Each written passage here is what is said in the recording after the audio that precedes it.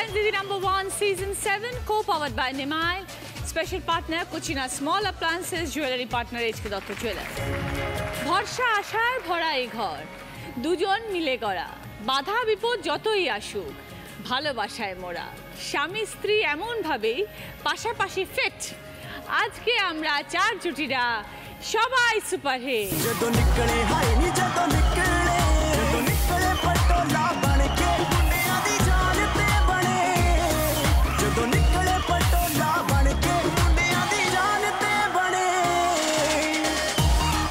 সরস্বতী পাল, সঞ্জয় কুমার পাল। নমস্কার দিদি, আমরা এসেছি হুগলি জেলার ব্যান্ডেল থেকে।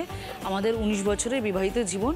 এই বিবাহিত জীবনে 19 বছর আমরা ঘাত প্রতিঘাতের মধ্যে দিয়ে দুজনার পাশে দাঁড়িয়ে আজকে যে আমাদের পরিবারের চারজনাকে নিয়ে সুখে আছে, সেটাই তোমার সাথে গল্প করি। নিশ্চয়ই শুনুন। অন্তরা পাল, উজ্জ্বল পাল। নমস্কার দিদি, আমরা বেলঘরিয়া থেকে আসছি। আমাদের বিবাহিত জীবন 3 বছরের।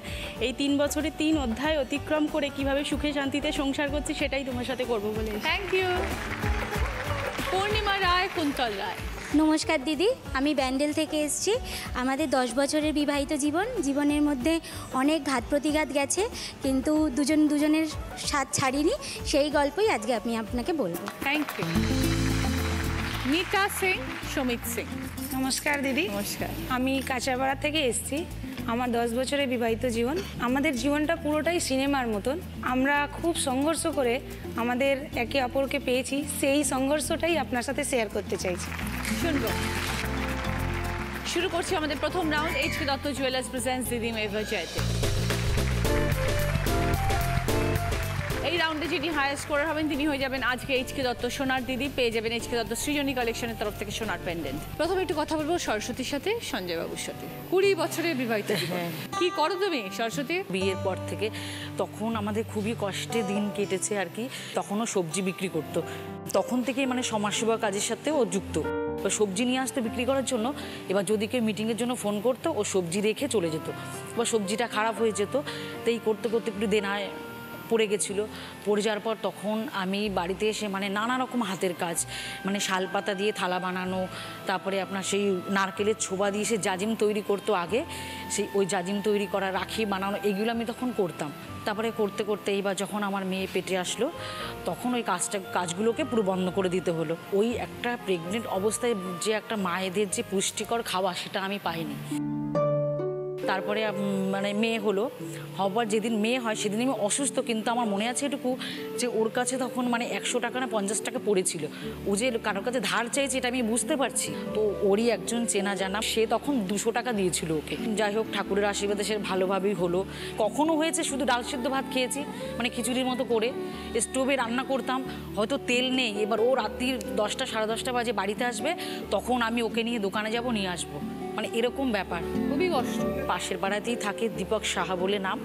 তো উনি ওকে গিয়ে বললো যে সঞ্জয়, তুই তো এত পরিশ্রম করিস, তোর ভালো, তুই খুব খাটিস, কিন্তু তুই এমনি সৎ, তুই LICর এজেন্টটা নে না, এটাই দেখবি তোর ভালো হবে, তুই পারবি এটা করতে। 500 টাকা দিয়ে ফর্ম ভরতে হবে, কিন্তু সেই টাকাটা এই মুহূর্তে আমার কাছে নেই। তো ওই দাদা বললো যে আমি করে দিচ্ছি, তুই শুধু হ্যাঁ বল। তখন ও যাই হোক বললো, তারপরে পরীক্ষায় পাশ করলো, এজেন্সি নিল দিদি। তখন দিদি এবার আমাদের টালির ঘর, বিশেষ করে না মানে টালি থেকে জল পড়তো, যখন কোথায় আমি বাটি থালা এসব মানে দিয়ে রাখবো আর কি। তখন সেই ওই LICর এজেন্সি নেওয়ার পর দিদি আমি ওই ঘরটাই দোতলা করেছি, একটা জায়গা কিনেছি। এখন আমরা 4 মানুষ, এখন আমরা 4 মানে খুবই সুখী। আমার বাবা বিনা চিকিৎসায় মারা যায়। আমার বাবা যেহেতু বিনা চিকিৎসায় মারা যায়, সেই জায়গাটায় আমি মানুষের জন্য, আমি চুচুড়ো হসপিটালে আমি চেষ্টা করি প্রতিনিয়ত গিয়ে মানুষের জন্য একটু টাইম দেওয়া এবং মানুষের কাজ করি। আমি বর্তমানে হুগলি চুচুড়ো পৌরসভার কাউন্সিলর। একদিন আমি নিজে কাজের জন্য দরজায় দরজায় ঘুরেছি। আমি একটা কাজ 2000 টাকার মাইনেও দিদি পাইনি, ধার দেনায় ঘুরে। কিন্তু আমি বর্তমানে আপনাদের সকলের আশীর্বাদে আমি 45 জনের চাকরি দিয়েছি। আমি 250 বৃদ্ধা জনেদের আমি বার্ধক্য ভাতা, বিধবা ভাতা করে দিয়েছি, প্রচুর উন্নয়ন করেছি। খুব ভালো। সঞ্জয়বাবু জীবনে অনেক লড়াই করে আজকে এই জায়গায় এসে পৌঁছেছেন। যখন ফিরে তাকান তখন কিরম লাগে? আমি ব্যান্ডেলে হরনাথ স্কুলে আইসক্রিম বিক্রি করতাম, শশা বিক্রি করতাম। আমি সেই স্কুলের ম্যানেজিং কমিটির চেয়ারম্যান হয়েছি এবং সেই স্কুলে আমি কোনোদিন আমি কোনোদিন দিদি সেই চেয়ারে বসতাম না, কারণ যখন ওই চেয়ারে আমাকে ম্যানেজিং কমিটির চেয়ারে মিটিংয়ে বসতে বলতো, যে স্যার ছিলেন প্রধান শিক্ষক, তাকে আমি বলতাম স্যার ওই চেয়ারে বসবো না। উনি 2-3 দিন জিজ্ঞেস করলো আপনি বসছেন না কেন সঞ্জয়বাবু? হ্যাঁ স্যার আপনারা তো জানেন না, আপনার স্কুলের ওই গেটে আমি আইসক্রিম এবং শশা বিক্রি করতাম। উনি শুনে আমাকে জড়িয়ে ধরেছে যে আপনার এই সততা, আমি এটা জানি ঈশ্বর আমার পাশে আছে, আপনাদের আশীর্বাদ আমার পাশে আছে, এবং আমি এই আশীর্বাদে আমি চাই মানুষের, আমার যতদিন আমার শরীরে রক্ত থাকবে, জীবিত থাকবো, আমি সারা জীবন আমি মানুষের সেবা করে যাব। আমার স্ত্রীকেও বলি, ও প্রচুর মহিলাদের নিয়ে আমার সঙ্গে যায়, স্বনির্ভর গোষ্ঠী চালায়, এবং চাই যে আমরা দুজনে মিলেই মানুষের জন্য কিছু করতে চাই। খুব ভালো, নিশ্চয়ই আমার অনেক শুভেচ্ছা রইল সঞ্জয় বাবুর জন্য। এবার আমরা খেলা শুরু করব, সকলের জন্য দেখো কি খেলা। হাজবেন্ডের পেটের মধ্যে ঝুড়িটা বাঁধা থাকবে, হাত দিয়ে ধরা চলবে না ঝুড়ি, হাত পিছনে থাকবে। বউরা ওখানে দাঁড়াবে বলের পাশে, দিয়ে বলগুলোকে বাউন্স করিয়ে মারতে হবে। আর যখন বাউন্সকে উঠবে তখন হাজবেন্ডের পেটে যে ঝুড়িটা বাঁধা আছে তার মধ্যে গিয়ে যেন বলটা ঢোকে। বরকে একটু অ্যাডজাস্ট করতে হবে। সব থেকে যে বেশি বল কালেক্ট করবে সে 20 পয়েন্টস, আবার 15 পয়েন্টস, 10 পয়েন্টস, 5 পয়েন্টস। ঠিক আছে, প্রথমে খেলতে আসছি সঞ্জয় বাবু এবং সরস্বতী। স্টার্ট।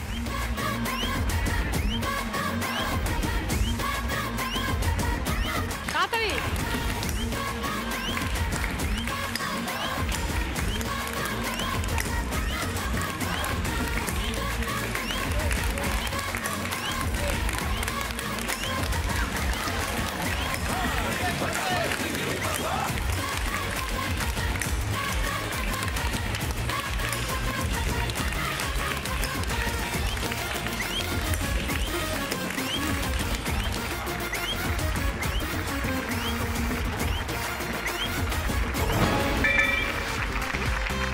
সরস্বতী সঞ্জয় বাবু 30 সেকেন্ডে 13টা বল কালেক্ট করেছে। অন্তরা এবং উজ্জ্বল 3 বছর হলো বিয়ে হয়েছে। কি করো তোমরা? আমি কনস্ট্রাকশন লাইনে বিজনেস করি। আচ্ছা, আমি হাউসওয়াইফ। কে কাকে পছন্দ করেছে? কলেজে যখন ভর্তি হই তখন বাড়ি থেকে সম্বন্ধ দেখে, প্রথম সম্বন্ধতেই পছন্দ হয়ে যায় ওকে বাবা মার। বিয়ের কথাবার্তা চলে, পাটিপত্র হয়ে যায়, তখন থেকে আমার বিয়েটা ভাঙার জন্য সবাই তৈরি হয়ে যায়। মানে ওর কাছে নানান রকমের উড়ো ফোন আসে যে ওকে বিয়েটা করো না, তোমরা সুখী হবে না, ভালো হবে না সম্পর্কটা, বিয়েটা করো না, তুমি পিছিয়ে যাও। তো যাই হোক আমাদের বিয়েটা হয়। এই ধরনের ফোনগুলো আসতো, তো ফোন আস্তে আস্তে মানে আমরা দুজনে যে একসঙ্গে থাকতাম, মানে দুজনকে আমরা ঠিকমতো বুঝতে পারতাম না, নিজেদের মধ্যে একটা প্রবলেম হচ্ছিল। আমি হচ্ছে যে একটা খুব সাধারণ ঘরের ছেলে, আমার মুর্শিদাবাদ বাড়ি, সংসারে অনেক কষ্ট বা অভাব ছিল বলে আমি এখানে চলে এসেছিলাম। তারপরে এখানে এসে আমি ব্যবসা শুরু করি। তো ব্যবসা শুরু করতে করতেই বিয়ের যোগাযোগটা হয়।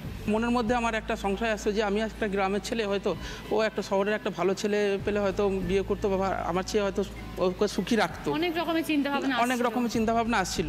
তো সেক্ষেত্রে আমি দেখছি যে আমাদের যখন এতটা যে সমস্যা হচ্ছে বা আমাকে পেয়ে ও যখন সুখী নয়, তাহলে পরে ও বাড়িতে থাক। তো আমি ওকে বাড়িতে রেখে আসলাম। আসার পর ওকে না জানিয়ে আমি ডিভোর্স ফাইল করে দিই। না জানিয়ে আমি ডিভোর্স ফাইল করে দিই। কতদিন বিয়ের পরে একসাথে ছিলে? 1-1.5 মাস মতো ছিলাম আমরা। তারপর ডিভোর্স আমি ফাইল করে দিই। তো তারপরে হচ্ছে যে আমি ওর 10 দিন পরে ফোনটা আমি রিসিভ করি।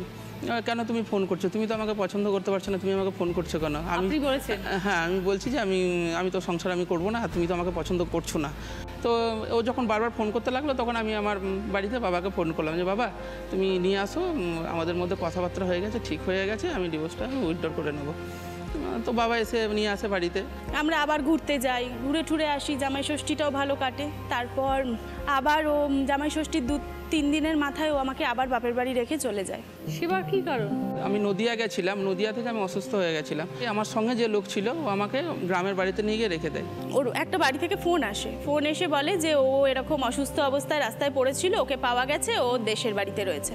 ওদের দেশের বাড়িতে যাই, যাওয়ার পর আমাকে মানে প্রচণ্ড অত্যাচার করেছে ওরা বলতে বাবা মারা? এখানে কিছু মানে আমি যে বেলঘরিয়ায় থাকি ওখানকার কিছু লোক ওদের ওখানে গিয়ে মানে যে ওর গুপ্ত শত্রু ছিল তারা ওখানে গিয়ে দেখছিলাম যে রয়েছে, তারাই ভুল বুঝিয়ে তারাই আমাকে বেশি অত্যাচার করার চেষ্টা করেছে। আমি ভাবতেও পারিনি যে এরকমভাবে হবে। আমার স্বামীকে পর্যন্ত আমাকে দেখতে দেয়নি, ওরা ছুতে দেয়নি, আমাকে ধাক্কা মেরে ফেলে দিয়েছে খাট থেকে।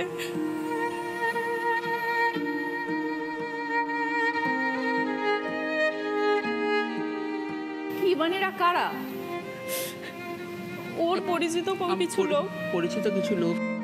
5-7টা দিন যে আমি ছিলাম ওখানে, আমার কোনো কিছু আমার মনে পড়তো না। মানে কোনো কিছু একটা যদি আমি দেখতাম যে ভুল হচ্ছে, যে আমি এটা ভুল করছি, কিন্তু এর বিরুদ্ধে আমি কোনো প্রতিবাদ বা কোনো কিছু বলতে পারতাম না। যে আমি বুঝতে পারছি যে আমি একটা ভুল করছি, যে এমন একটা হয়ে যেত, সব ভুলে যেতে, আমি ভুলে যেতাম। মানে যে টোটালি আমি অ্যাকচুয়ালি ভুলে যাচ্ছিলাম। কেন? ওকে একটা ওষুধ খাওয়াতো, সেই ওষুধটা একদম একটুখানি এক ফোঁটা হয়তো জিভে দিলে ও 1 দিন থেকে 2 দিন অজ্ঞান, মানে পুরো অসাড় হয়ে থাকতো। এবার তখন ওকে ওই রকম খাওয়াতে খাওয়াতে আমার বিরুদ্ধে সবই ভুল বোঝানো শুরু হলো। ওই অবস্থায় ওকে দিয়ে সব রকম ওদের যত মনের ইচ্ছা ছিল সব লিখতো আর ওকে দিয়ে সই করাতো। তাদের কি স্বার্থ যে অন্তরা আপনার জীবনে না থাকুক? তাদের কি চায় তারা? বাবা মার সঙ্গেও আমার যাতে সম্পর্কটা না থাকে সেই চেষ্টা করেছে, সেই চেষ্টাটা করেছিল। পুরোটাই চেয়েছে যে সে একাই সবকিছু ভোগ করবে। আমি থাকলে হয়তো তার পথের কাঁটা হয়ে যেতাম। ওখান থেকে ফেরার পর ওর সাথে অনেক যোগাযোগ করার চেষ্টা করেছি, কিন্তু কিছুতেই যোগাযোগ করতে পারিনি। ওকে ফোন করতাম, ফোনটা অন্য লোক ধরতো, বলতো কোনো সম্পর্কটা আর টিকবে না, সম্পর্ক কিছুতেই জোড়া লাগাতে পারবে না, আমরা সব রকম ব্যবস্থা করে নিয়েছি, ওর অন্য জায়গায় বিয়ে দেব। ও এখানে আসা শুরু করলো, মুর্শিদাবাদ থেকে আবার বেলঘরিয়ায় আসা শুরু করলো। ও এতটাই আমার প্রতি তিক্ত ছিল যে মানে আমার নামও শুনতে নারাজ। ও মানে আমি যদি বাড়িতে ঢুকে যাই এই ভয়ে সারাদিন মানে বাইরের দিক দিয়ে তালা দিয়ে রাখতো, ও যে আছে আমি যাতে না জানতে পারি। ও থাকাকালীন আমি মাঝে মাঝে যেতাম, কিন্তু ও ঘরে যেহেতু বাইরের দিক দিয়ে তালা থাকতো, আমি তো ওর সাথে দেখা করতে পারতাম না। হুট করে একদিন যাই, তখন গিয়ে দেখি ঘরের দরজা খোলা। তখন আমি যে ঢুকে যাই আর তারপর থেকে বেরাইনি। তখন ও আমাকে জানায় যে তোমার নামে আমি এত কিছু করেছি, ডিভোর্স ফাইল করেছি আমি, আবার তুমি কি আমার সাথে সংসার করবে? তখন আমি বলেছিলাম সংসার তো আমি তোমার সাথেই করব। তার 1 বছর পর আমার একটা মেয়ে হয়েছে, তারপর এখন আমি সুখেই সংসার করছি। কখনো লোকের কথায় কান দেবেন না। আপনি তো ওকে বিয়ে করেছেন, ও আপনার স্ত্রী, আপনারা দুজনে মিলেমিশে থাকবেন। আপনাদের দুজনের মধ্যে প্রবলেম হলে আপনারা দুজনে সেটাকে সলভ করবেন। অন্য লোক কি বলছে, সে এসে আপনার বাড়িতে ঢুকে কি করছে, সেই জায়গাটা কখনো কাউকে ছাড়বেন না। সুখে আনন্দে জীবনযাপন করুন, ঠিক আছে? ভালো থাকবেন। থ্যাংক ইউ দিদি।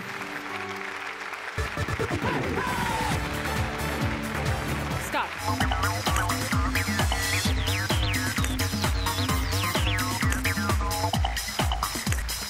ঠিক করে এক জায়গায় মারো।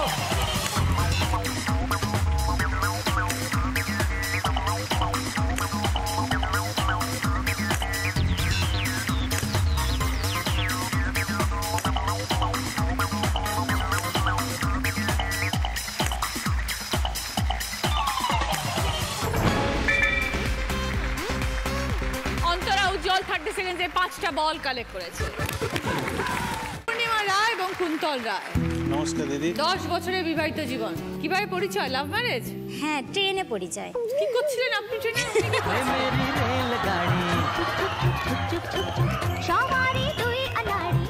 মানে আমি কলেজে ফার্স্ট ইয়ারে ভর্তি হই, যাতায়াত করতে হতো। হ্যাঁ, এবার ও যেত ব্যান্ডেল থেকে নৈহাটি, আর আমি মাঝখানে একটা স্টপেজ পড়তো গরিফা, ওখান থেকে ট্রেনে উঠতাম, আমিও নৈহাটি যেতাম। উনিও কলেজে পড়তেন? না না না, ও অফিস যেত। ও, ওখানে যেতে যেতে ওদের সঙ্গে, ওকে ছাড়া ওদের গ্রুপে যারা ছিল আমার সবার সাথে বন্ধুত্ব হয়েছিল। কেন কথা বলতো না?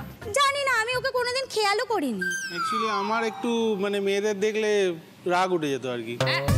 আমার মেয়েদের পছন্দ হয় না। হ্যাঁ, এটা আমাকে ভালো লাগছে না।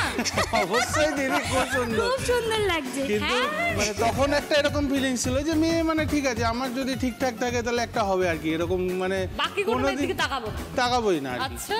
তো আমার বন্ধুরাও এই নিয়ে রীতিমতো আর কি খচাতো।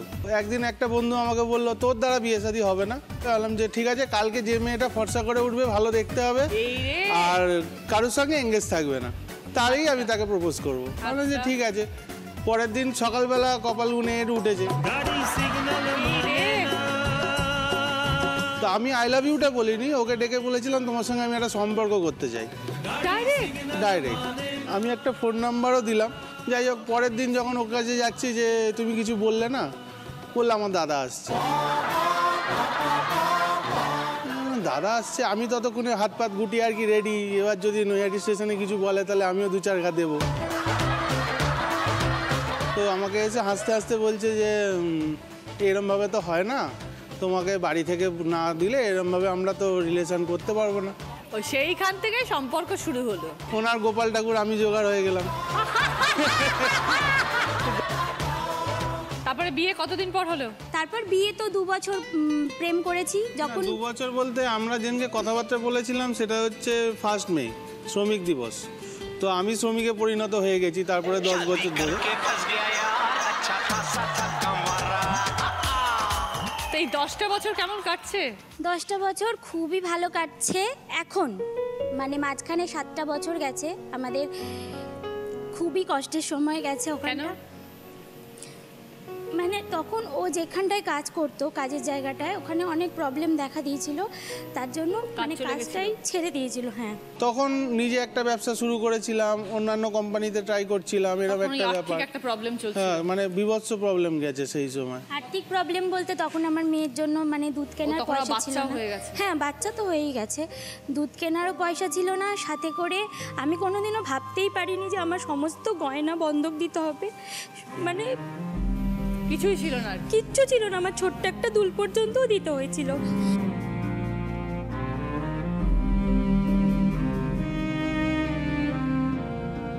এরকম ভাবে তো অনেকগুলো বছর কাটিয়েছো। 7টা বছর কেটে। এখন সব ঠিকঠাক আছে তো? এখন সব ঠিকঠাক। এখন মুখ খুলতে হয় না, যেটা দরকার। আমি হয়তো ওর সামনে একদিন কোনো সময় বলেলাম যে এইটা ভালো লাগছে বা এটা কিছু, সব গয়না আমার ফেরত দিয়েছে, উল্টে আমাকে আরও গয়না করে দিয়েছে। কিন্তু আমার গয়না পরার নেশা কোনো দিনই নেই, তাই আমি কিচ্ছু পরি না। যাই হোক, আমার মেয়েকে মানে মেয়েরও মুখ ফাঁক করতে হয় না, বাপির কাছে চায়। ইভেন আমি একটা জব করছি এখন, যার জন্য এখন আমরা ঠিকঠাকই আছি, একদমই ঠিকঠাক। এখন তুমি কি করো কুন্তল? আমি প্রাইভেট সেক্টরেই আছি। খুব ভালো থেকো পূর্ণিমা, কুন্তল। আমার অনেক শুভেচ্ছা রইল তোমাদের 3 জনের জন্য। Thank you. দেখি এবার কুন্তল কতটা ফিট। স্টার্ট।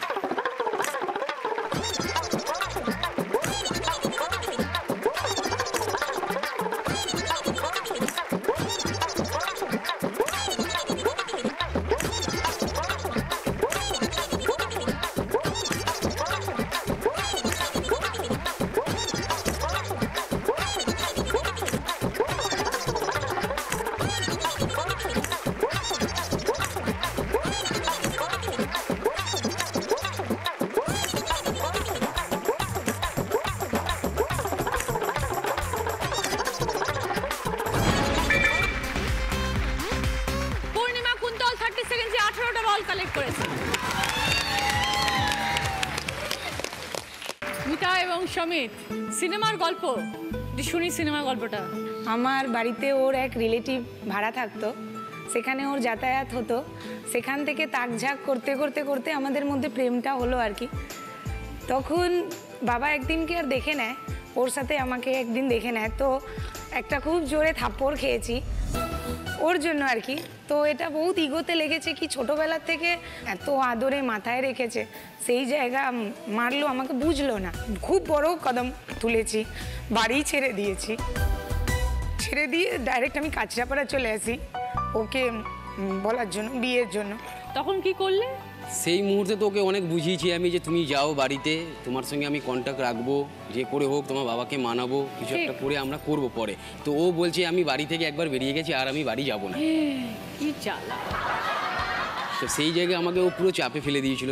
সেই সময় আমিও স্টুডেন্টই ছিলাম, তখন আমি জাস্ট এইচএস কমপ্লিট করেছি। বাবা, আমাদেরকে পালাতে ওর এক বন্ধু দেখে নিয়েছিল রাস্তার মধ্যে, হালিশহর ট্রেনের মধ্যে। তো ওর প্রচুর বন্ধু খুব হেল্পফুল। ওখানে হালিশহরে দাঁড় করিয়ে মানে আমার পুরো বারাত চলে এসেছিলো সেইখানে। আর হাত এরকম করে মানে সব মুখ দেখাই দেখে আমার হাতের উপরে এতগুলো টাকা ভরে মানে ওকে আর কি দিল্লি পাঠায়, বিয়ে শাদি করিয়ে দিল্লি পাঠায়। ওকে বুঝিয়ে কি, যেহেতু আমার বাবার ব্যাপারে সবাই জানতে পেরেছে, উনি আসানসোলে একটা কয়লার ব্যবসা, তোমার বাবার? আমার বাবা। তো উনি খুবই রাগী। উনি আমাদের দিল্লি চলে যাওয়ার পর আমাদের তো ওখানে স্ট্রাগল শুরু হলো। এইদিকে বাবা পুরো খোঁজাখুঁজি একটা মেয়ে, উনি পুরো কাঁচরাপাড়াই নিয়ে নাচছে কোথায় মেয়ে। দিল্লিতে গিয়ে প্রচুর স্ট্রাগল হয়েছে দিদি। ও একটা প্রাইভেট কোম্পানিতে চাকরি করে, মানে আমাদের খুবই সামান্য মাইনে ওটা, মানে আমরা 1 মাস কোনো প্রাইভেট কোম্পানিতে কাজ করার পর 1 মাস 10 দিনের পর স্যালারি পাওয়া যায়। আমরা না খেয়ে 1 মাস 10 দিন চলবে কি করে? না খেয়ে কি আমরা থেকেছি, মানে রুটি 3 দিনের বাসি রুটি, সে পাঁপড় হয়ে গেছে, সেটাও খিদের চোটে খেয়েছে। কিন্তু আমি বানিয়ে দিতে পারছি না, কেন কিচ্ছু নেই বাড়িতে। তো এর মধ্যেখানে মিতা বাবা কোনোদিনও খোঁজ করেনি, যোগাযোগ করেনি? খোঁজ করেছে বলতে আমি তো দিল্লি থেকে গিয়ে তারপরে তো স্টেডি বুথ থেকে আমি ফোন করতাম বাড়িতে, তো শুনতে পারি যে আমার বাবাকে নিয়ে গেছে ধরে আসানসোলে। এখান থেকে ছেলের বাবা যেহেতু, তার জন্য ধরে নিয়ে গেছে। হয়তো আপনি জানেন আপনার ছেলে কোথায় গেছে, আপনাকে বলেছে, তো সেই হিসাবেও তুলে নিয়ে গেছে। তো যাই হোক, সেরকম কিছু একটা করেনি। 1-1.5 দিন রাখার পর ছেড়ে দিয়েছে। তো তারপর থেকে আমরা কন্ট্যাক্ট করাই বন্ধ করে দিয়েছি, কোনো রকম কন্ট্যাক্টই করতাম না। এ যে বন্ধুর সাহায্যে আমার কাছে এসেছিল কাঁচরাপাড়ায় পালিয়ে, সেই বন্ধুর নামে কেস রয়েছে, কিডন্যাপিংয়ের কেস রয়েছে। তো আমাদের সঙ্গে ওরা কন্ট্যাক্ট করা বললো যে তোমরা যে করে হোক আসানসোলে আসো, এসে কেসটা তুলে নিয়ে যাও। মিতার বাবা কেসটা করেছে? হ্যাঁ, মেয়েকে একবার শো করো কোর্টে যে হ্যাঁ মেয়ে বেঁচে আছে, ঠিকভাবে রয়েছে, তোমার সঙ্গে শান্তিভাবে সংসার করছে। তো আমরা সেখান থেকে চলে আসার পর আসানসোলে গেলাম, গিয়ে কেস তোলার পর ও বললো আমার বাবাকে একটু দেখতে ইচ্ছে করছে, যে পুলিশটা গেছিলো আর কি। তো ওর বাবা কোনো মতেই আসবে না।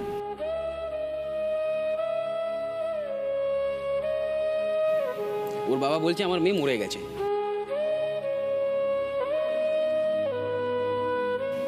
তোর বাবা আর আসেনি। তো আজও মানেনি, 10 বছর হয়ে গেছে আমাদের বিয়ে, আজও মানেনি, এখনো মানেনি। আমরা তারপরে এখানে আসি যখন কাঁচরাপাড়ায়, তখন ও খুবই কষ্টে দিন গেছে। তখন মেয়ে চলে এসছে, ও একটা ক্যাটারিংয়ের কাজ করে মাসে 1000-2000 টাকা ইনকাম।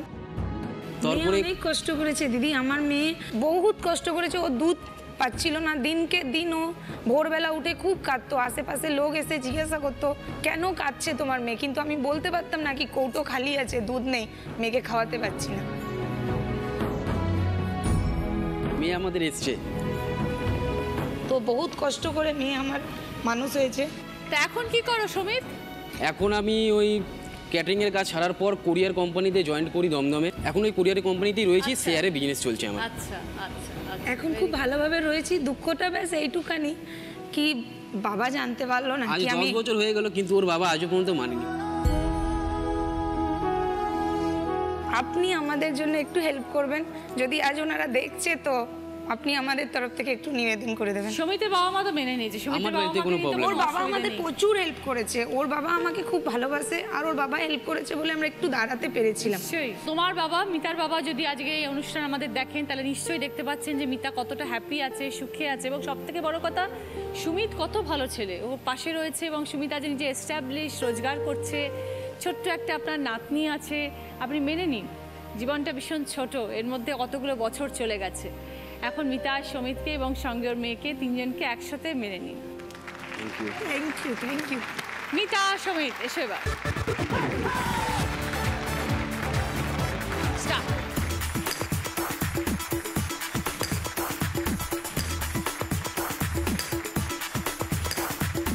উঁচু করে এক জায়গায় মারো।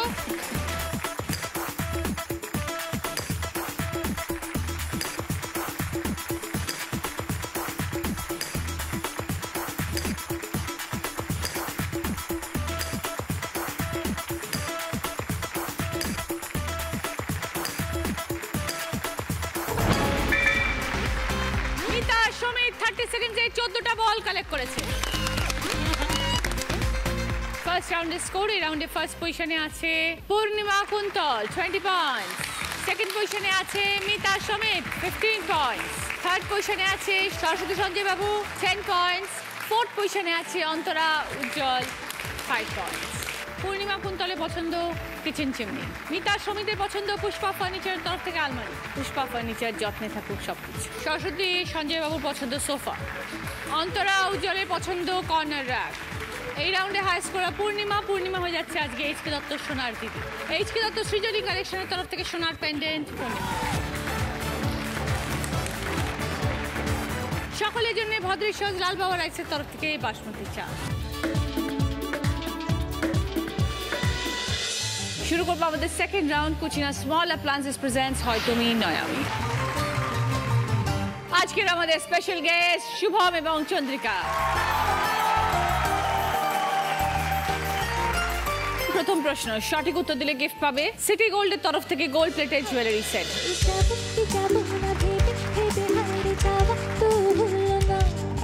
আর পাবো কি পাবো না ভেবে ভেবে কিছু পাওয়া তো হলো না, না না যাবো কি যাবো না ভেবে ভেবে হারিয়ে যাওয়া তো হলো না। যে গানের কথা আছে তাতে ভেবে ভেবে দুটো কাজ না করতে পারার কথা বলা আছে। সে দুটো কাজের মধ্যে যে কোনো একটা তোমাদের বলতে হবে আইডেন্টিফাই করে। বলো পূর্ণিমা। ভেবে ভেবে যাওয়া তো হলো না। 5 পয়েন্ট। সঙ্গে সিটি গোল্ডের তরফ থেকে gold plated jewellery set. Second প্রশ্ন, সঠিক উত্তর দিলে গিফট পাবে কুচিনা স্মল অ্যাপ্লায়েন্সের তরফ থেকে হ্যান্ড ব্লেন্ডার।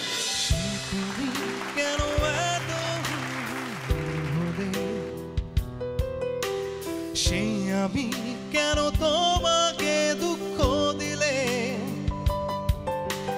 কেমন করে এত অচেনা হলে তুমি, কিভাবে এত বদলে গেছি এই আমি। ও বুকেরই সব কষ্ট দুহাতে সরিয়ে চলো বদলে যা। একটা শব্দ আমি মিউট করেছি, মানে হুম হুম করে গিয়েছি, সেই শব্দটি কি বলতে হবে? সেই তুমি কেন এত হলে। বলো সরস্বতী দি। এত দুঃখ দিলে। সরি, -5। সেই তুমি কেন এত অচেনা হলে। সেই তুমি কেন এত অচেনা হলে, সেই আমি কেন তোমাকে দুঃখ দিলে, কেমন করে এত অচেনা হলে তুমি, কিভাবে এত বদলে গেছি এই আমি। ও বুকেরই সব কষ্ট দুহাতে সরিয়ে চলো বদলে যা। থার্ড প্রশ্ন, রাইট আনসার দিলে গিফট পাবে ওশিয়া হার্বালসের তরফ থেকে গিফট হ্যাম্পার, যার মধ্যে রয়েছে moisturising lotion, cleansing lotions, conditioning shampoo, skin toner.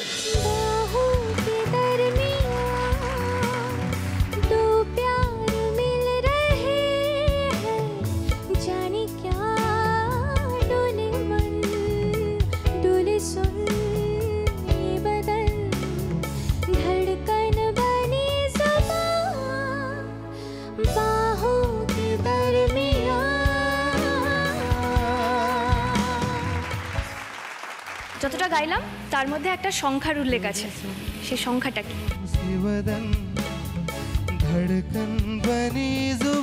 বলো মিতা। 2। 5 পয়েন্টস। সঙ্গে ওশিয়া হার্বালসের তরফ থেকে গিফট হ্যাম্পার। 4 নম্বর গান, রাইট আনসার দিলে গিফট পাবে বি বনির তরফ থেকে হেয়ার ড্রায়ার। চোখে চোখে কথা বলো, মুখে কিছু বলো না, মন নিয়ে খেলা করো, এগিয়ে চলো না। লা লা লা লা লা লা লা লা লা লা লা লা লা লা। গানের কথা অনুযায়ী কি নিয়ে খেলা করার কথা বলা হয়েছে? বলো পূর্ণিমা। মন নিয়ে খেলার কথা বলা হয়েছে। 5 পয়েন্টস। মন নিয়ে খেলা। সঙ্গে বি বনির তরফ থেকে হেয়ার ড্রায়ার। শেষ প্রশ্ন, রাইট আনসার দিলে গিফট পাবে ভেগা হেয়ার স্টাইলিং অ্যাপ্লায়েন্সের তরফ থেকে গিফট হ্যাম্পার, যার মধ্যে রয়েছে hair styler, colour, brush, kajal, makeup brush. ख्वाबों में छुपाया तुमको, यादों में बसाया तुमको, मिलोगे हमें तुम जन्म कहीं ना कहीं, सोचेंगे तुम्हें प्यार करके नहीं, ये दिल बेकरार करके नहीं। এই গানটিতে কোন শব্দ দিয়ে ভালোবাসাকে বোঝানো হয়েছে? বলো অন্তরা। প্যার। 5 পয়েন্টস। पूछेंगे तुम्हें प्यार, সঙ্গে ভেগা হেয়ার স্টাইলিং প্লাজা তরফ থেকে গিফট হ্যাম্পার। ये दिल बेकराর। দর্শকদের প্রতি পর্বে থাকবে ওশিয়া SMS কন্টেস্ট। নিজের স্ক্রিনের প্রশ্নের সঠিক উত্তর দিতে পারলে পেয়ে যাবে দিদি নাম্বার 1-এর সরাসরি অডিশনের সুযোগ। শুরু করছি আমাদের third round, Oshea herbals presents কার দৌড় কত দূর। এই রাউন্ডে যিনি হাই স্কোর হবেন তিনি পেয়ে যাবেন ওশিয়া হার্বালসের তরফ থেকে গিফট হ্যাম্পার। এটা হেডফোন রাউন্ড। হাজব্যান্ড এখানে আসবেন, কার্ড থাকবে, বউকে 5টা শব্দ 1-2 করে দেখাবেন, দেখিয়ে পড়বেন। ওয়াইফদের কানে হেডফোনে গান বাজবে, ওয়ার্ডগুলোকে গেস করতে হবে। Each right for 2 points. সময় 1 মিনিট। 1 মিনিটের মধ্যে 5টা শব্দ বলতে হবে। সঞ্জয় বাবু চলে আসুন।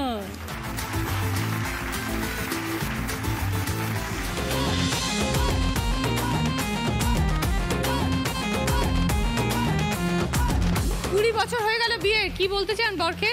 লাটাই তো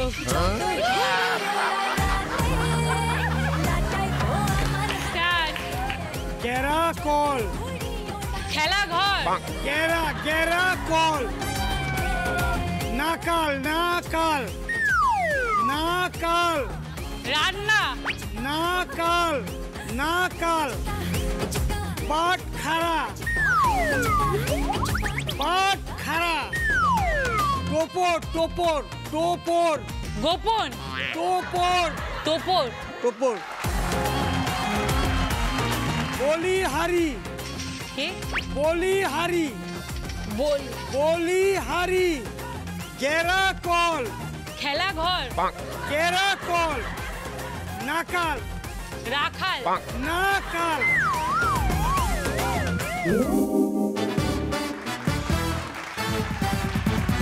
একটা পেরেছো টোপর, বাকিগুলো শোনো, বলে দাও তো। গেরা কল, নাকাল, তারপরে বাট খাড়া, বলিহারি। একটা পেরেছো 2 পয়েন্টস।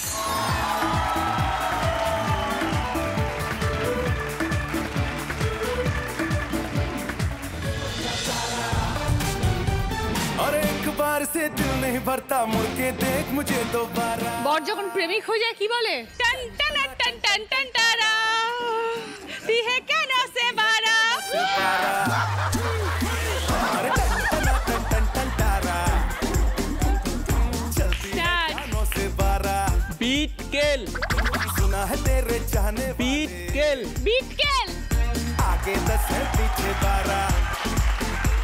भीम रोथी, भीम रोथी, जाए 9 2 11। भीम रोथी, भीम রতি, खिचुड़ी, হিংসুটে, गाछ कौटो, গাছ কৌটো, खड़ी माटी, खड़ी माटी, খড়ি মাটি, खिचुड़ी, खिचुड़ी, হিংসুটে, खिचुड़ी, খিচুড়ি।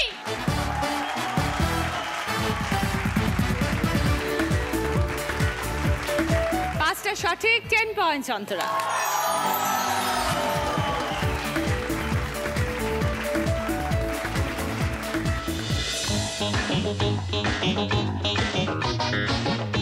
বরকে ভালোবেসে কি বলে ডাকো? কলকাতার রসগোল্লা। আমি কলকাতার রসগোল্লা, আমি কলকাতার রসগোল্লা।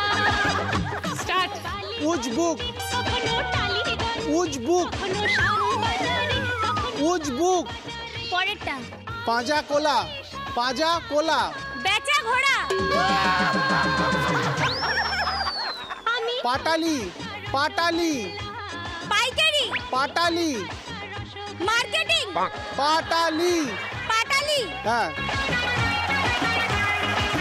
আলুর চপ, আলুর দম, আলুর চপ, আলুর চপ, লাজে রাঙা, লাজে রাঙা, মাছের কাটা, লাজে রাঙা, গাছের কাটা, লাজে রাঙা, গাছের ঢাকা। লাজে রাঙা, লাজে রাঙা, পাঁজা কোলা আর উজবুক। দুটো পেরেছো, 4 পয়েন্ট।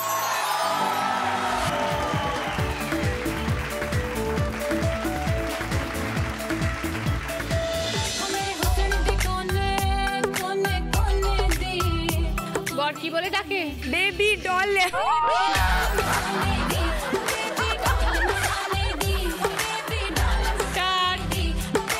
কাকা তুয়া, কাকা তুয়া, কাকা তুয়া। সজারু, সজারু, সজারু। 3 দই বড়া, কচু পড়া। Lilliput, lilliput. কচু পোড়া, কচু পড়া। দই বড়া, দই বড়া, দই বড়া।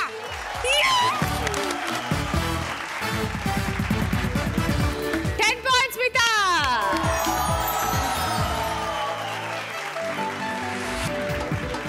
এই রাউন্ডে দুজন হাই স্কোরার, অন্তরা এবং মিতা, দুজনেই 10 পয়েন্ট। ওশিয়া হার্বালসের তরফ থেকে গিফট হ্যাম্পার দুজনের জন্যই, যার মধ্যে রয়েছে papaya face pack, anti ageing cream, sunscreen lotion, face wash, body massage oil. অন্তরার পছন্দ টয়লেট্রিজের সেট, তার মধ্যে বিভিন্ন রকমের সাবান, শ্যাম্পু, টুথপেস্ট, ময়শ্চারাইজার সব কিছু, বাথরুম সেট। ওকে। মিতার পছন্দ স্ন্যাক্সের সেট, তার মধ্যে বিস্কিট, চা, কফি, কুকিজ, সঙ্গে সার্ভিং প্লেটের সেট। সেকেন্ড পজিশনে আছে পূর্ণিমা, 4 পয়েন্ট। পূর্ণিমা পছন্দ হেলথ ড্রিঙ্ক, জুস এবং চা গ্লাসের সেট। থার্ড পজিশনে আছে সরস্বতী, 2 পয়েন্ট। সরস্বতীর জন্য রয়েছে ভদ্রেশ্বর লাল বাবা রাইসের তরফ থেকে গ্রসারি আইটেম, সঙ্গে আছে ইনসুলেটেড ওয়াটার জার। শুরু করছি আমাদের শেষ রাউন্ড, নিমাইল প্রেজেন্টস বুদ্ধিতে বাজিমাত। প্রথম প্রশ্ন, সঠিক উত্তর দিলে গিফট পাবে ট্রলি ব্যাগ। রান্নায় বাসন গরম হলে ধরার উপায় যা পেলে, এটা পাশাপাশি এবার ওপর নিচ ভোলে বাবার আরাধনায়, পতির মঙ্গল কামনায়।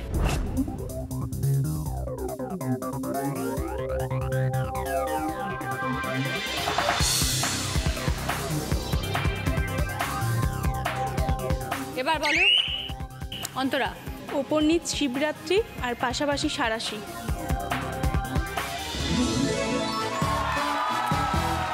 20 পয়েন্টস, সঙ্গে ট্রলি ব্যাগ।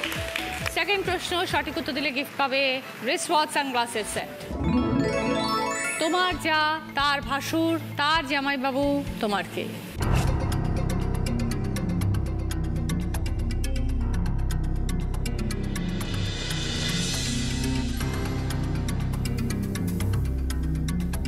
এবার বলো অন্তরা।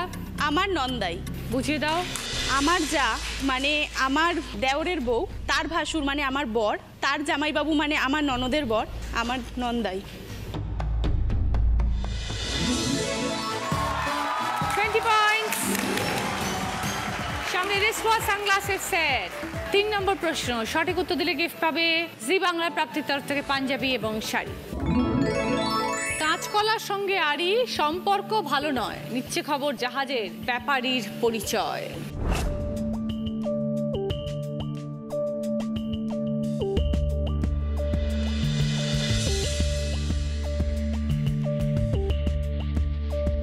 এবার বলো পূর্ণিমা।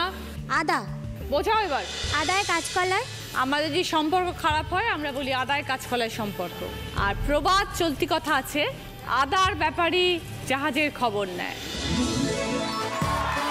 20 পয়েন্টস, সঙ্গে জি বাংলা প্রাপ্তির তরফ থেকে পাঞ্জাবি শাড়ি। 4 নম্বর প্রশ্ন, সঠিক উত্তর দিলে গিফট পাবে নিমাইলের তরফ থেকে 1 বছরের জন্য গিফট হ্যাম্পার। নিমাইল ব্যবহার করলে দীর্ঘ সময়ের জন্য ঘর সুগন্ধে ভরা থাকে। ছবি থেকে একটা শব্দ, ক্লু থেকে একটা শব্দ। ক্লু আছে দিন বুঝি আজ নয়, গত কিংবা আগামী হয়, দুটো মিলিয়ে একটা অর্থপূর্ণ শব্দ।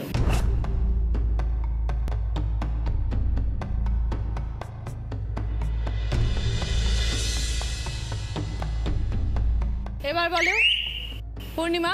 বইকাল। বোঝাও। বই আছে তাই বই, আর গতকাল আগামীকাল দিন বুঝি। 25 সঙ্গে নিমাইলের তরফ থেকে গিফট হ্যাম্পার। 5 নম্বর প্রশ্ন সঠিক উত্তর দিলে গিফট পাবে মিট গ্রাইন্ডার। শেষ প্রশ্ন তাই 30 পয়েন্টস, ভুল করলে -20। অন্তরা স্কোর 60, পূর্ণিমা স্কোর 74। দুজনের মধ্যে চলছে এখন হাড্ডাহাড্ডি লড়াই দিদি নাম্বার 1 হবার জন্য। সবাই খেলতে পারবে। ছবিটা ফ্লু, শূন্যস্থান পূরণ।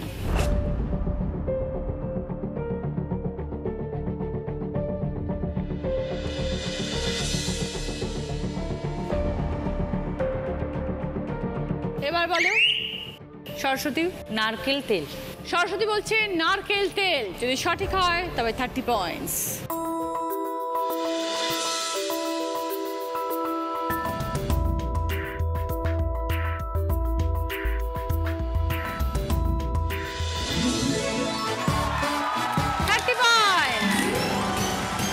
সঙ্গে meet grinder.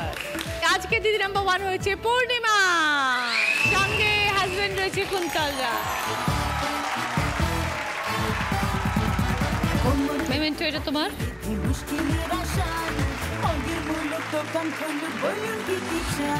উইনারের trophy Purnima. Number 1 batch. HK Dutta জুয়েলার্সের তরফ থেকে সোনার হার। ঐশী হাবাজের তরফ থেকে গিফট হ্যাম্পার। নিমাইলের তরফ থেকে গিফট হ্যাম্পার। বাঞ্ছারামের তরফ থেকে মিষ্টির গিফট হ্যাম্পার। মিষ্টি মানেই বাঞ্ছারাম।